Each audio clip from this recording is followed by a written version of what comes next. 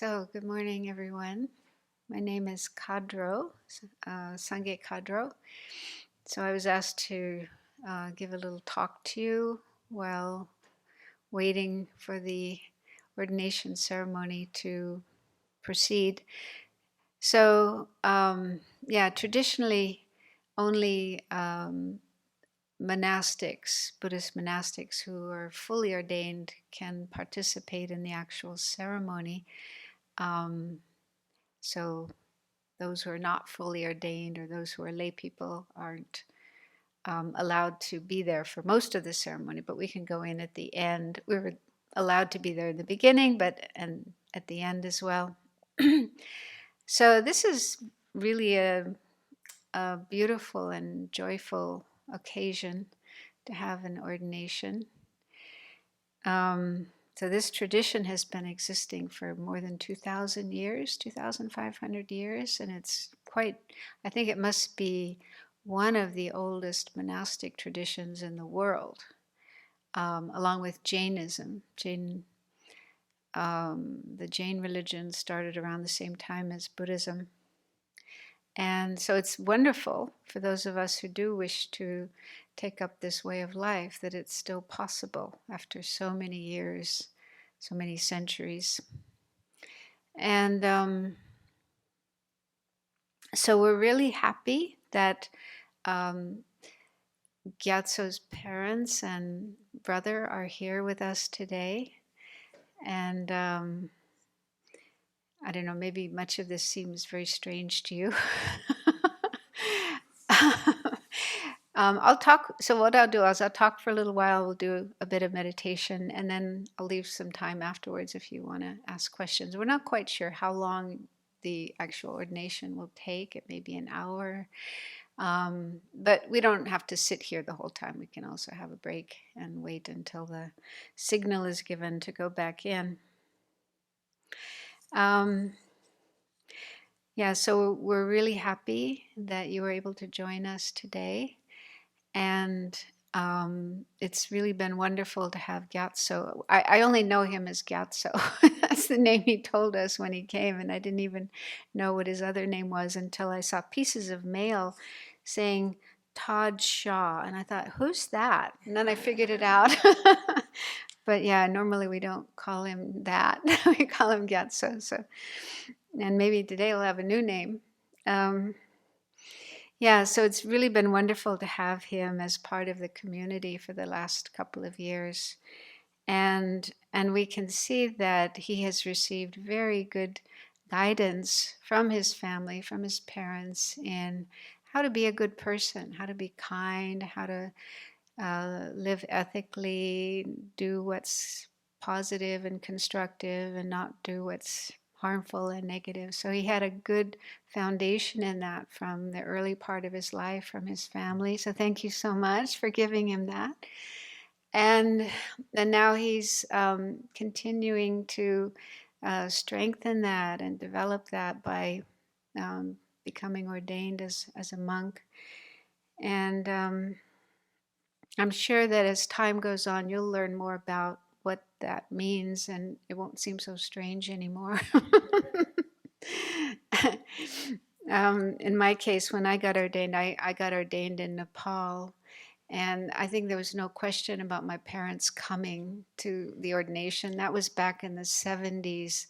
Air travel wasn't so common back then. It probably would have taken them a couple of days and many, different changes of planes to get there. And then Nepal was such a different country and culture. I think that the culture shock would have been too much for them. So, but now things are different. Ordinations can happen here in this country and European countries, so it's easier for families to come.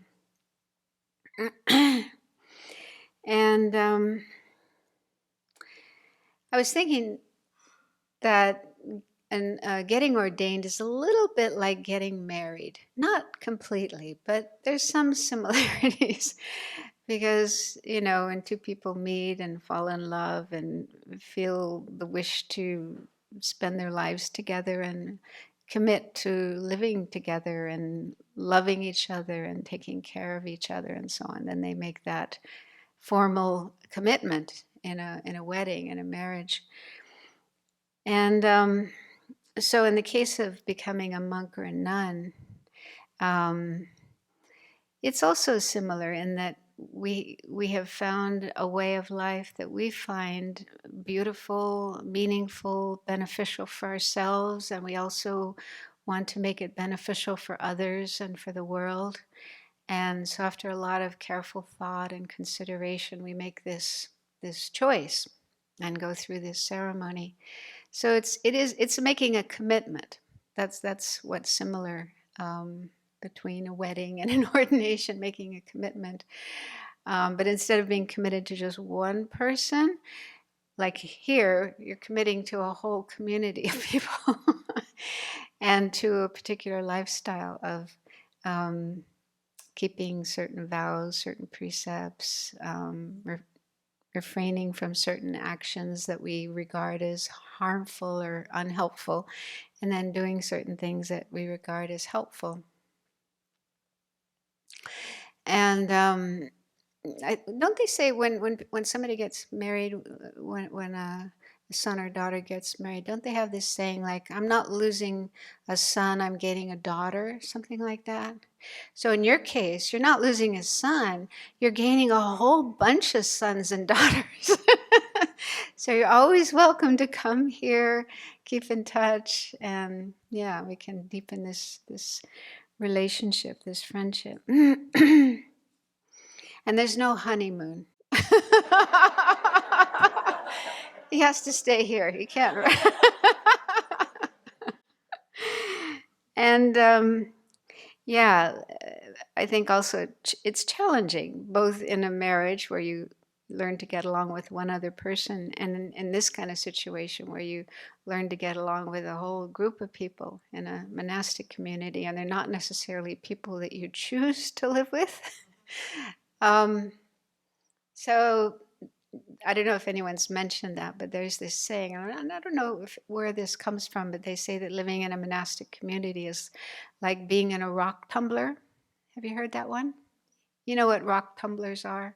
You have these rocks or stones from the earth, and they're put into this, I don't know, it's kind of like a cylinder, and then it goes around and around and around, and the rocks knock against each other, and the rough edges get worn off. And after a while, they're all nice and smooth and nice to touch and nice to look at. So living in a monastic community is a bit like that. We're kind of, when we come in, we're kind of rough. We have rough edges. And then, living together, doing things together, we don't always get along. We don't always have good feelings for each other. We sometimes get into little conflicts, but that's part of the process of growing and learning, because we all have rough edges, and sometimes we don't even recognize them until we live with other people who have different ways of doing things, different ideas, and push our buttons, and then we have a chance to look at our mind and recognize what's in our own mind that needs to be worked on, because that's actually a fundamental idea in Buddhism, that when we have problems, when we have difficulties, it's partly due to someone out there or something going on out there, but a big part of it is due to what's going on inside of ourselves, in our own minds. So we all carry within us, without choice, certain attitudes, ideas, thoughts, emotions that are problematic. Things like anger, irritation, impatience, self-centeredness, greed, craving, and so on. And also mistaken ways of thinking, what we usually call ignorance in Buddhism. That's our basic problem, is just not knowing how things are, having wrong ideas, mistaken ideas about how things are.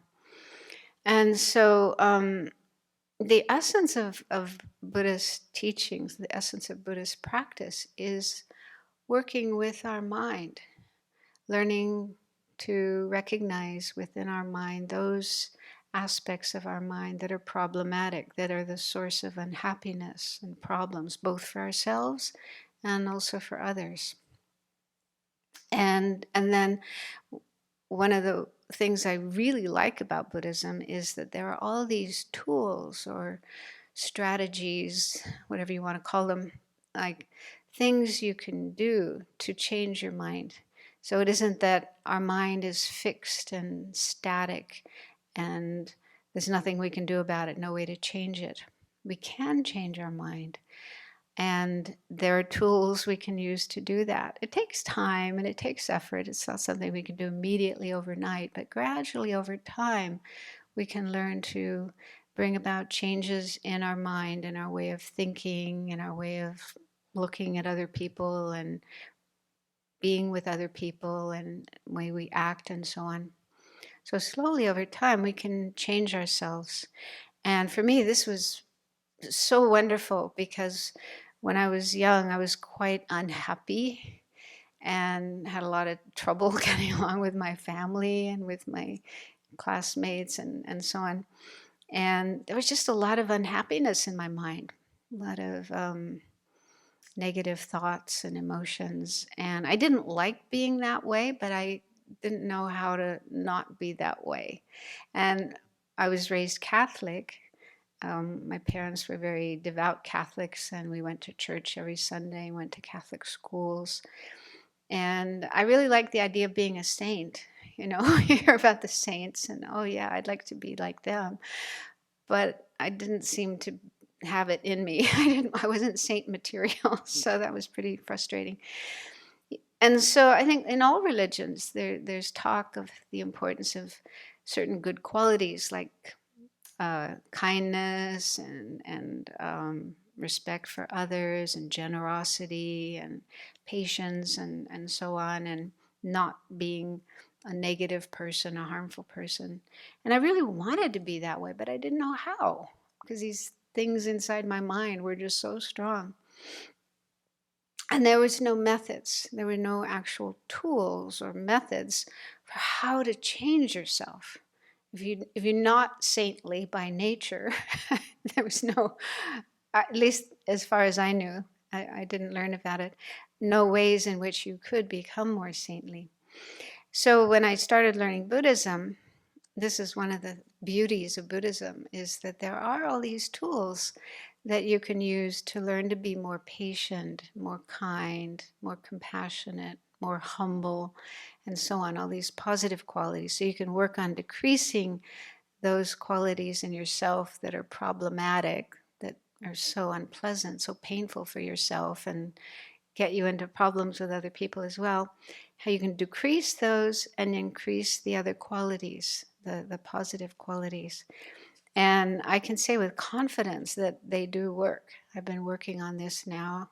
I still have a long way to go, but I can see definitely that having worked with these tools, these methods, I'm a very different person than I was before. And I think my family was happy as well because, like I say, when I was young, I didn't get along very well with my parents and my siblings. But over the years, learning Buddhism and practicing Buddhism, each time I would go home to visit my family, I think I was able to be more patient with them. And I think it helped them as well to learn how to be more loving and patient with each other. So by the end, everyone in the family was getting on very well with each other and very beautifully and really loving each other and caring for each other. So I think initially my parents were a little apprehensive about me being a Buddhist nun. They didn't stop me because they said, we want you to be happy. And if this is what will make you happy, then you have our blessing. But it was something very strange for them. But I think they could see over the years that I changed and became a happier person and also easier to get along with. Not as difficult as when I was a young teenager and so on. And yeah. So as I say, in Buddhism, there are all these different methods. So just to give an example, yesterday I read something that came in an email that triggered off some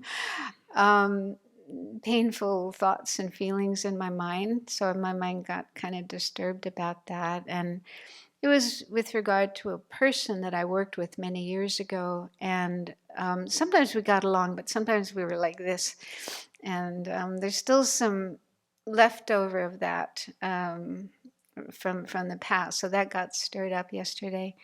And in particular, the feelings that came up were resentment and some jealousy, competitiveness. So it was unpleasant to see that in my mind, but I was able to quickly say, no, that's not where I want to go. I don't want my mind to go down that lane. That just leads to unhappiness. I mean, just in an immediate sense, you can see how those kinds of thoughts and feelings are painful. They put you in a really unpleasant state of mind. So there's this immediate pain, mental pain from having those thoughts. And then if you let them continue, you let those thoughts proliferate, is that word?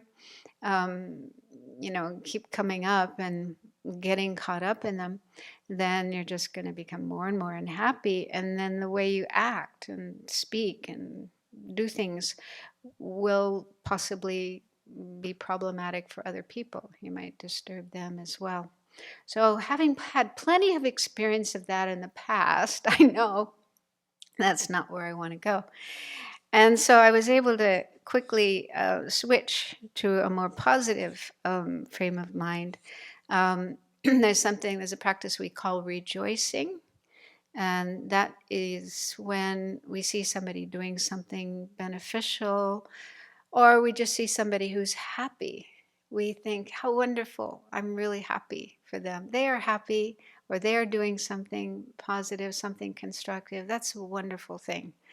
So it's feeling happy over another person's happiness, success, good qualities, good actions that they're doing, as opposed to jealousy. So it's like the opposite of jealousy, because jealousy is, I don't like what that person is doing, even if it may be very good, or they're better than me and they're showing me up, and so it's very, very kind of ugly and painful. So I was able to quickly switch to rejoicing in this other person and what they were doing. And that's such a beautiful state of mind. I mean, like immediately there's happiness and peace in the mind. And so it's much more nourishing and much more healthy, much more positive and constructive than jealousy and resentment. But in the past, it would take me a lot longer to be able to do that. I would sometimes kind of get stuck in jealousy for a while before I could get myself out of it. So I can really see that if you learn these other more positive, more constructive methods, and you meditate on them, you get familiar with them, then they become more natural and more your normal way of being. And then it can be like really quickly and easily you can switch into that.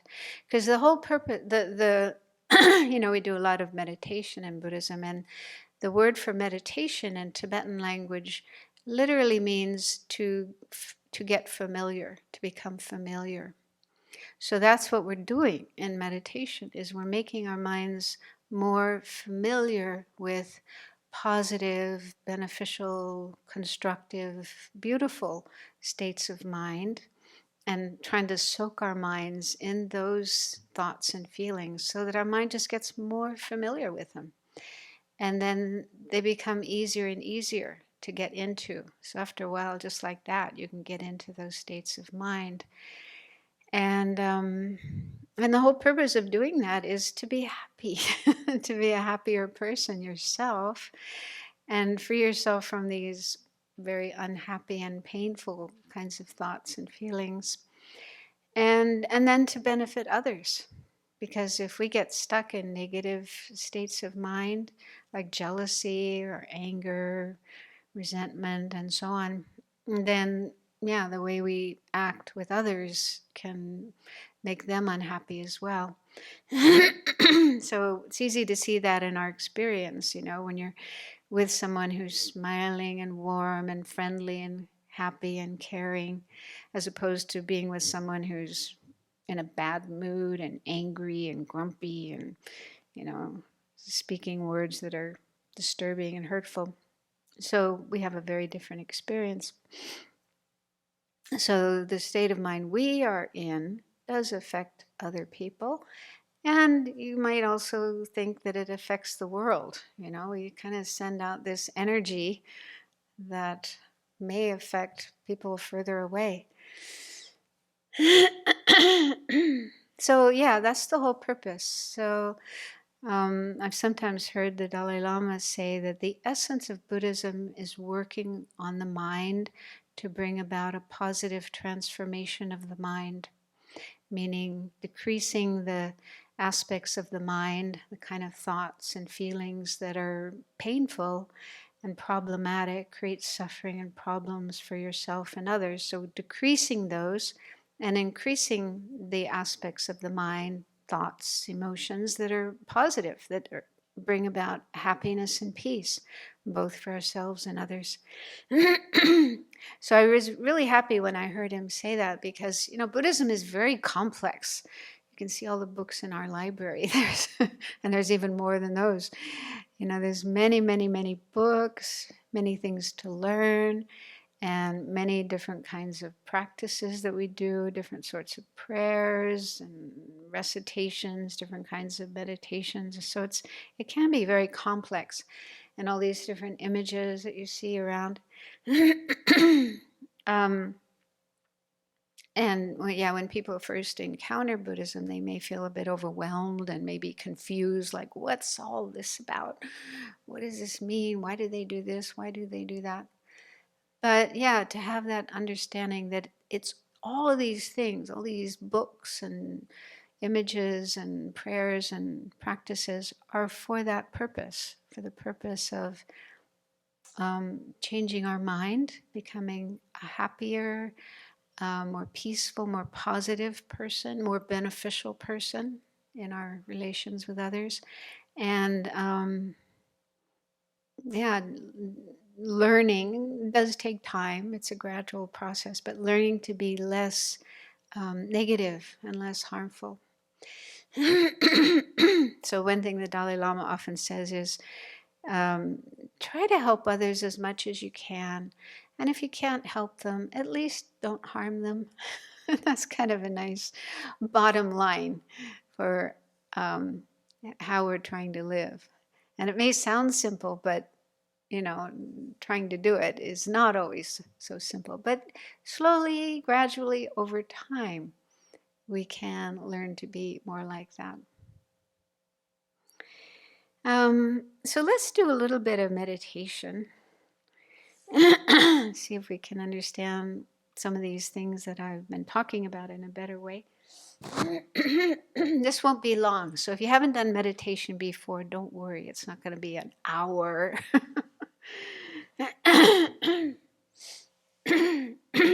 Sorry.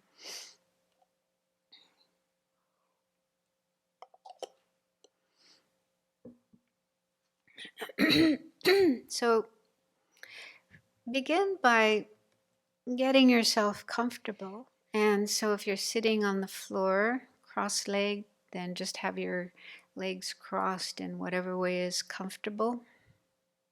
And if you're sitting on a chair, it's best to have both feet flat on the floor and not crossing your legs one over the other. And if you can, if it's not too uncomfortable, it's good if you can keep your back straight. Keeping the back straight helps the mind to be more clear and focused and alert.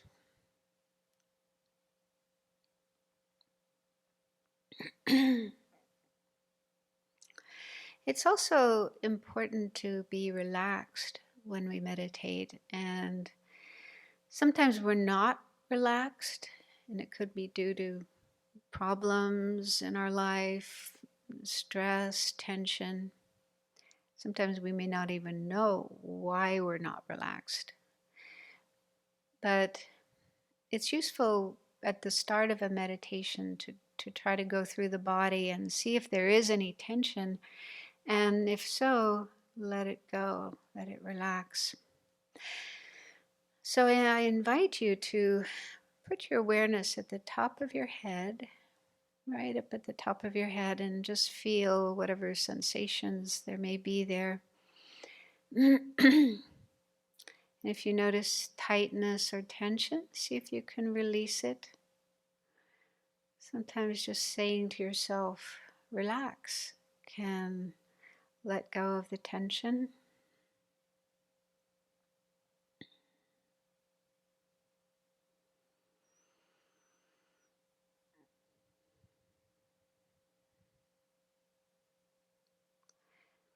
Then let your awareness move down into your forehead. Feel your forehead.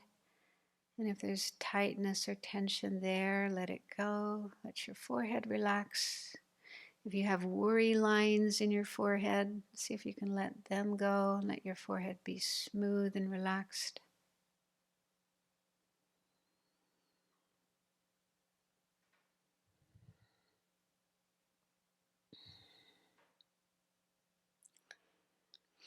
And then feel your eyes and relax the muscles around your eyes and behind your eyes.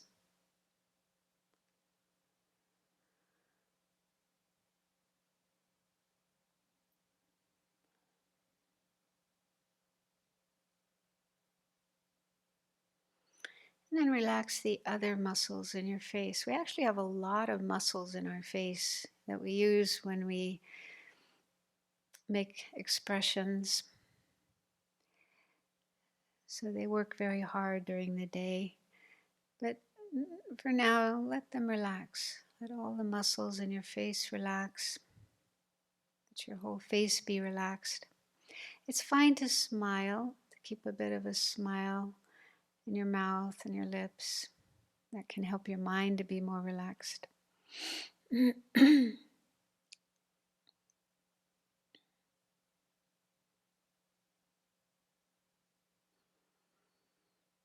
Then move your awareness around to the right side of your head and let that area relax.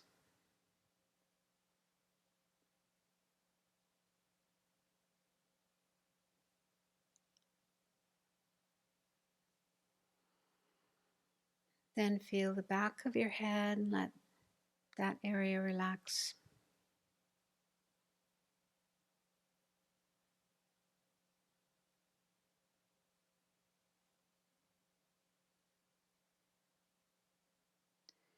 And do the same with the left side of your head.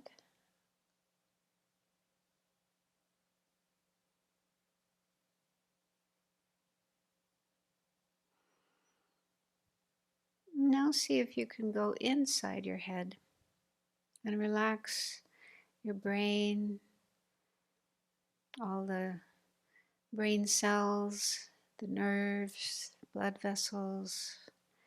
Let the whole of your brain and the whole of the inside of your head be as relaxed as possible, free of tightness, tension.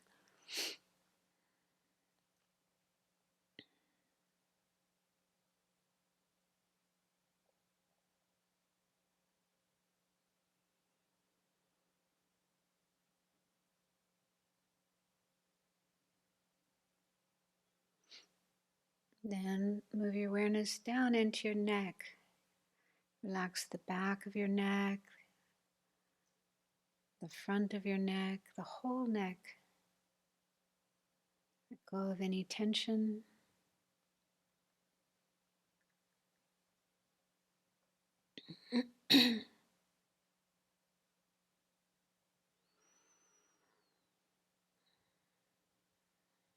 Then let your awareness move down into your upper back. Relax the shoulder blades, and then the whole upper part of your back. That's an area where we sometimes hold on to tension, especially if you're working at a desk, working on a computer. So if there's any tension there, see if you can let it go, let it melt, flow away, sink into the ground beneath us and disappear.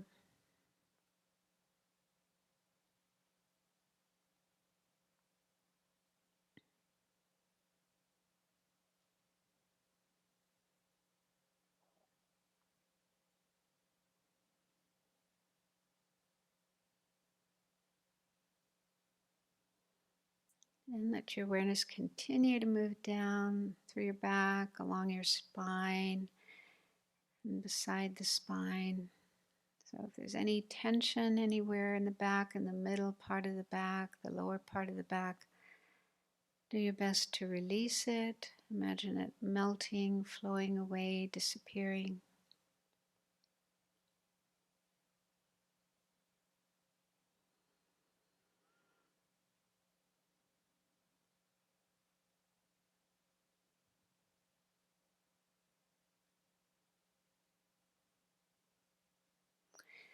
Now move your awareness to your chest and start going down through the front part of your body. So first relax your chest and your lungs, your heart, so the internal organs in that area, let them relax.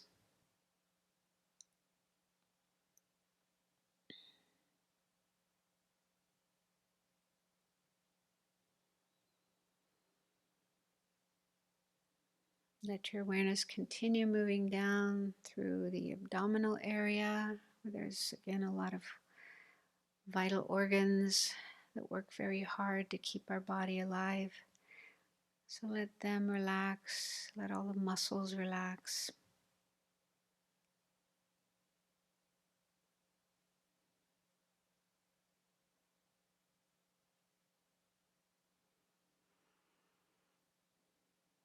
And let your breathing be natural as you're doing this. Just let the breath flow in and out in a natural way without interfering with it or controlling it. Your body knows how to breathe. So just allow your body to breathe naturally.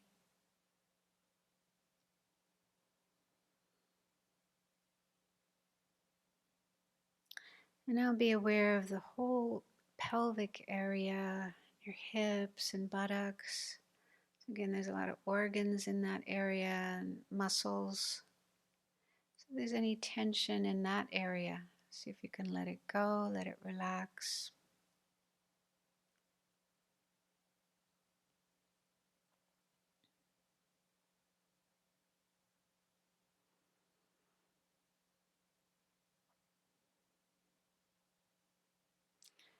Then let your awareness move down into your legs. Relax the upper parts of the legs, the thighs.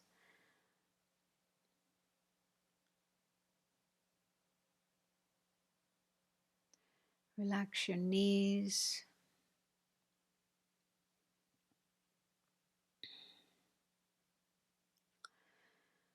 Relax the lower parts of the legs, the calves.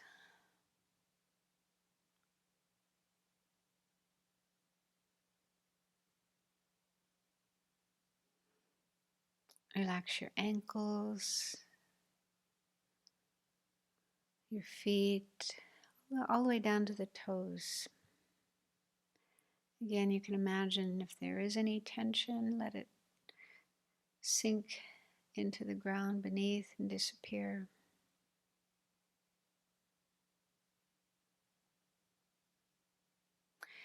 And then finally there's the arms. So bring your awareness to the shoulder of your right arm and let your awareness move down through your right arm.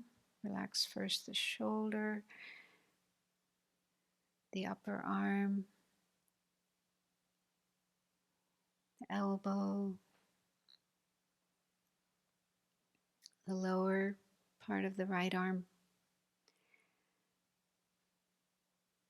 Then your wrist, hand, and fingers.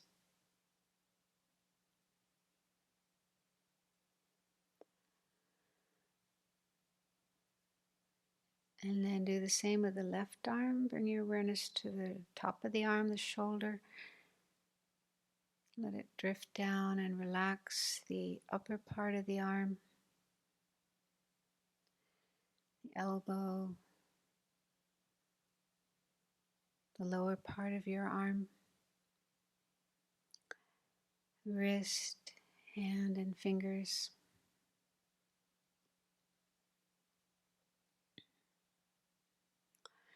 So we've gone through the entire body and done our best to relax any tension there may be. If there's still some remaining tension, don't worry about it.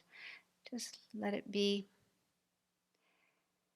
And now put your awareness on your breathing, the natural flow of the breath in and out. So there's different ways you can do this. Some people observe the breath at the nostrils, where the breath is coming in and going out of our body. The nostrils are like the gateway for the breath in and out. So you might be able to feel the slight sensation at that place as the breath is coming in or going out. Or another place you could observe the breath is at the abdomen, which is moving in and out with each breath.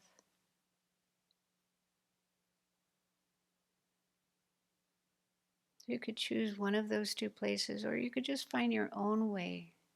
Wherever you can feel the breath most clearly, just put your awareness there, put your attention there, and just be aware as the breath is coming in, then going out. And there's usually a pause between the in-breath and the out-breath, and another pause between the out-breath and the next in-breath. So that's normal. But try your best to just keep paying attention to each breath, in-breath, out-breath, and the pauses, one breath after another. And it's not easy to do that because our mind normally is jumping from one thing to another. Lots of thoughts are coming up and we hear sounds that distract us and so on. So it's not easy to stay focused on the breath. But try your best, and if your mind does get distracted elsewhere, as soon as you notice that, come back to the breath. The breath is still there, it doesn't go anywhere.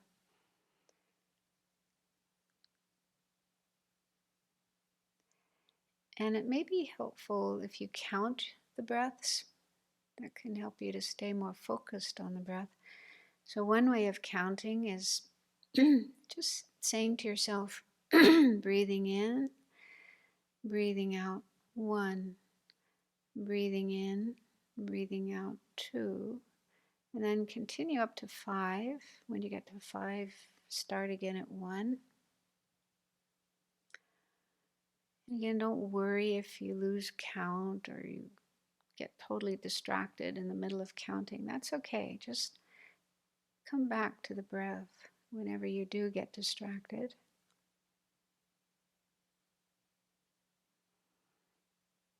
Even being able to stay fully attentive to the breath for one whole breath is quite a lot. It's quite good.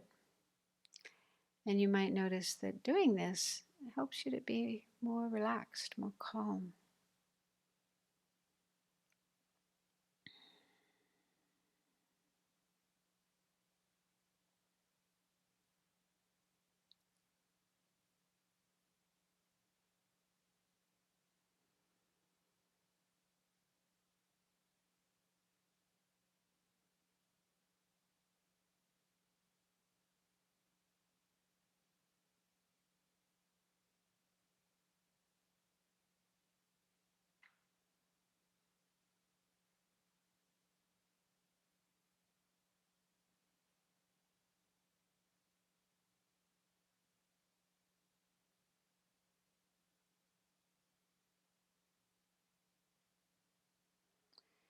And you'll probably notice thoughts coming up in your mind.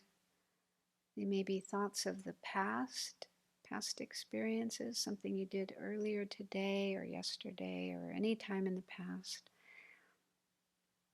Or they may be thoughts of the future, plans you have for later today, tomorrow, next week. So this is completely normal. Our mind often jumps to the past, to the future, and it's hard to stop. So when those thoughts come up, don't be surprised, don't worry. But it can be helpful to think that thoughts are like clouds. Clouds come and go in the sky. They're not permanent, they're not always there. They appear, they are there a little while, and then they go away. So it's similar with our thoughts. They're not always there in our mind. They come, they're there for a few moments, a few minutes, and then they pass.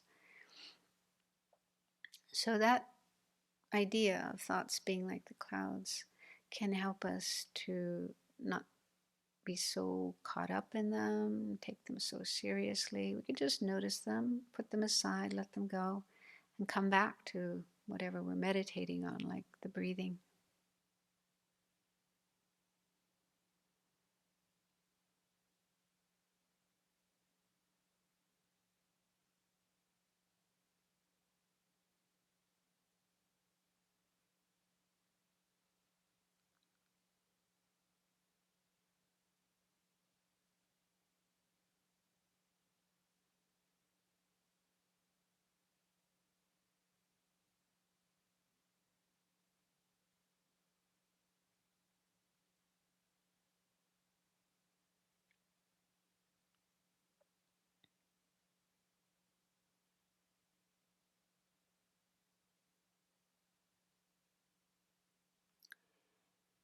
The same goes for feelings.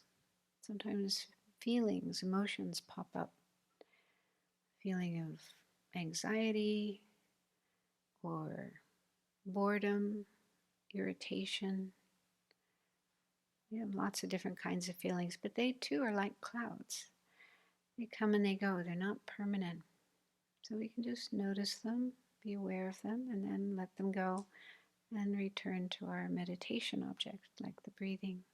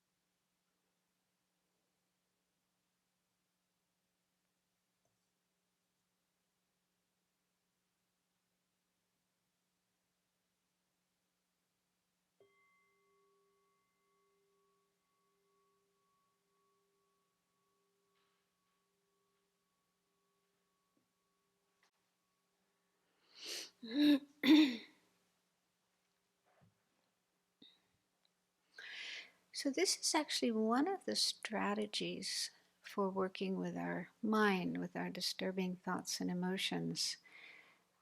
Understanding that they are not fixed, permanent, always there, but they are transient, similar to clouds in the sky. So there's this saying in Buddhism that our mind, the real nature of our mind is like space. naturally spacious and vast and clear and full of potential. And thoughts and emotions come and go in our mind, just like clouds and airplanes and birds come and go in the sky. They're not fixed, permanent, always there, but they come and they go. And just having that understanding and then using that when we do notice, especially disturbing negative thoughts and emotions, just reminding ourselves, oh, it's transient, it's not permanent, it's not going to be there forever. That can be helpful to not take it so seriously and realize, we can work with it. We can bring about some change there rather than thinking, this thought came up in my mind and I have to get caught up in it. I have to believe it. I have to follow it. I mean, if we thought that way, then things could be very dangerous because people sometimes have the thought of committing murder. If you think, I have to do it because my mind tells me to. Fortunately, not everybody thinks that way. Some people do. Unfortunately, they have the thought of committing a murder and they just go with it, do it. So that creates a lot of problems for everybody. So just knowing that just because some thought pops up in our mind doesn't mean we have to believe it and buy into it and follow it. There are other things we can do. We can, like in Buddhism, we learn to sort of be our own therapists. That's actually the name of a book by one of my teachers. Be your own therapist. It's like learning how to work with our mind and our emotions, and work things out so that we're less negative and more positive, less miserable and more happy. But if you can't do that on your own, then you can seek help from someone else. Like here in the community, we have a number of teachers and people who've been monastic for a number of years. And so you can always go to one of them and talk it through, or even just one of the other monastics, a friend, and talk it through. And often that will lead to some constructive solutions.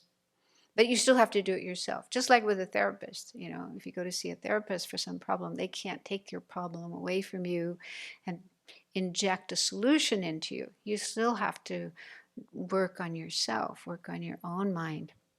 But getting help from someone else, sometimes we just spin around in circles. We can't find a way out. So being able to talk to somebody else can often give clarity about where to go, what to do.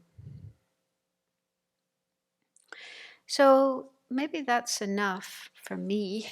And if any of you have a question you'd like to ask, if there's something about what I said or just something about this community, about Buddhism, about our lifestyle, then we could spend a little bit of time doing a question and answer. Let's see, how do I phrase this? One of the things that attracted me to Buddhism was that it was a non-theistic religion, but there's all this talk about gods all the time. How do we reconcile those two things? Where do you hear talk about gods? The god realms. Okay. All that kind of thing. Yeah. I actually came across something the other day, an article that was kind of challenging this notion that Buddhism is non-theistic. And is it really true? Depends on what you mean by God. So, I guess when it said that Buddhism doesn't have a God, it's God with a capital G, which many religions, Christianity and Islam and Judaism and some forms of Hinduism, they have the notion of a creator God, a being who is the creator of the whole world and all of us and everything. So that notion, Buddhism doesn't accept. They don't accept a creator God. But on the other hand, there are beings who are, they sometimes use the word God, but usually with a small g, not a big G. And the Sanskrit term is deva. I actually prefer to use that. I think it's less confusing, deva. And so these are beings, there's actually lots of them, not just one, but many of them. And they live in other realms that are considered higher than ours, like celestial realms or heavenly realms. But it's just another form of rebirth. It's just another place where one can be reborn. And in fact, they say we've been in those realms before in our past lives. We've been in those wonderful places, those heavenly realms. And you're born in those realms as a result of extra special virtuous karma. So you create a lot of virtue, a lot of good karma, and you can be reborn in those realms. And some of them, in order to be reborn in them, you need to cultivate really strong concentration, calm abiding, and on top of that, um, do other practices and gain what's called a jhana, which is usually translated as concentration. It's like a super strong and quite pure state of concentration. So people who do that, people who develop that state of mind, create the cause to be born in these higher God realms. So there's actually a lot of God realms, not just one. And they are just the result of karma or actions that are created, virtuous actions. So does that answer the question, or do you want to know more details? I think there's something like 27 of these different realms, if you get into the details. You can read about them in volume 3, I think volume 3, Samsara, Nirvana, Buddha, Nature. They're all the different realms explained in there. Yeah, so even though Buddhism accepts all those different deva realms and deva beings, none of them is a creator. None of them is someone who has created the entire world and all the beings and everything. So in one way you could say it is theistic, if you consider these devas as gods, but in another way it's not, if you are thinking just in terms of one God who is the creator of everything. Does that make sense? So can you be a Christian and a Buddhist at the same time? Good question. I mean, I know there are people who do that because they're very. In fact, we have one person who comes here who goes to a Methodist church in Spokane, and she loves Jesus, but she also finds meditation and Buddhism very, very helpful as well. So there are people who do that, and they have some aspects of their life and practice are Christian, but some are Buddhist. And I know the Dalai Lama often meets with uh, Catholic monks and nuns and Christian ministers and so forth, and they have interfaith dialogues, and yeah, some of them are practicing certain forms of Buddhism. I've even heard of some Catholic monks, nuns, priests who teach Buddhist meditation. One of my brothers, at a certain point, got interested in meditation, and because he's more drawn to the side of Christianity, he found there was a Catholic nun somewhere in the Midwest who was teaching mindfulness meditation, and yeah, so there are people who do that. I mean, it's certainly okay from the Buddhist point of view. If you talk to a Christian minister, I don't know if they would always be so happy about it. But yeah, we also have a group here. It's the Unitarian Universalist Church in Spokane. And every Monday night there's a meeting. Some members of that group and some of the Abbey members have a meeting and discuss things. So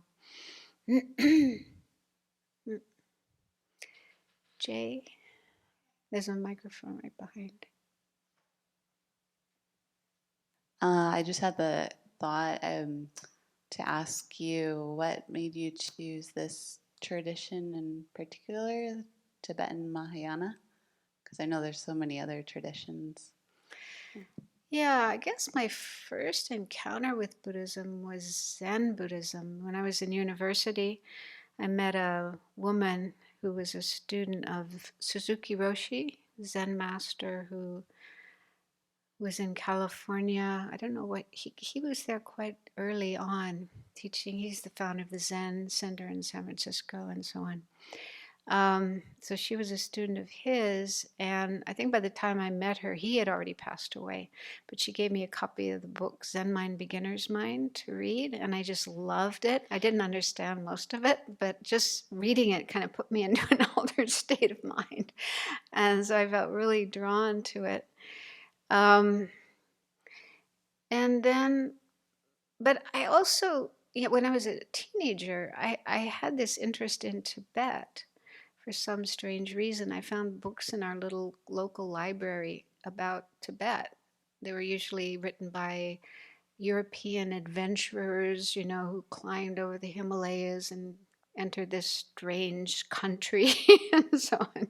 It sounded all very bizarre. But when they talked about the Dalai Lama, this young boy who was the ruler and he was the reincarnation of the previous Dalai Lama, I was just so fascinated by that. Yeah.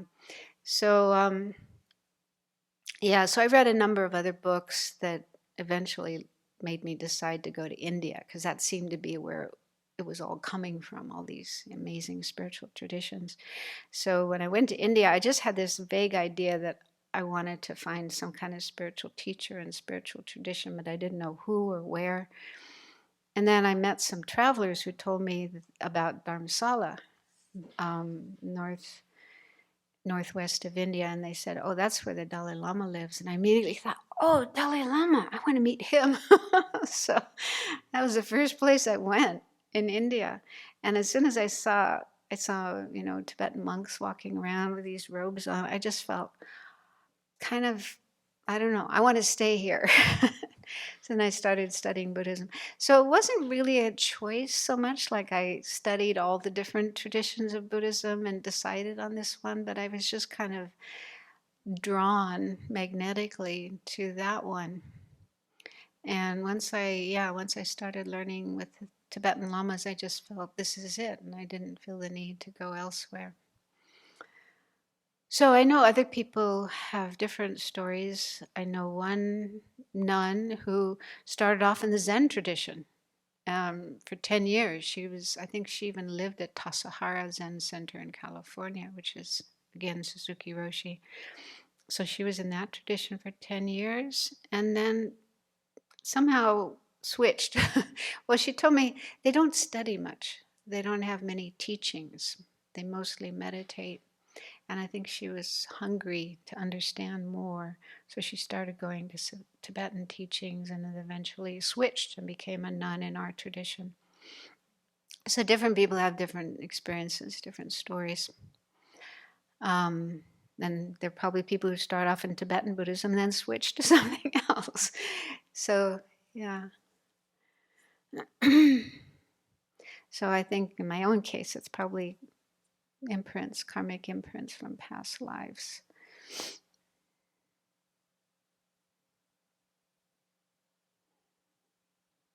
I met this woman in Europe who told me that when she was 11 years old, that was the year the Dalai Lama won the Nobel Peace Prize, and she was watching TV on the news. She saw the Dalai Lama on the TV and immediately had this thought, I have to learn Buddhism. Something like that. And this thought kept coming back, and she just ignored it for many years. And when she was about 21, it was just driving her crazy. She'd wake up in the morning and think, I have to learn Buddhism. So she eventually did. So I think that also shows definitely something from past lives, because she grew up in France, and you don't have many Buddhists in France. It's mainly Catholics. So yeah, some people have these kind of ideas coming up in their mind when they're still pretty young. And other people, not until much later in life, but it's never too late. You can always start learning. And there's more and more opportunities now. When I started, there were very few Buddhist books and not many Buddhist centers in America, and no internet. So it was not easy to find out information about these things. How do you get the name Sravasti? Oh, the name Sravasti. Sravasti is a place in India, and it's a place where the Buddha spent many years. I mean, the Buddha was born and spent most of his life in northern India, but he would often travel from one place to another, like by foot, to teach. So there was this place called Sravasti, where he spent many. In the summertime, they have what they call a rains retreat, where the monks, the monastics, remain in one place and don't wander around for 3 months. There's the monsoon time in India. So he spent 25 rains retreats in Sravasti. So that's, I don't know, is there another reason why it was called Sravasti?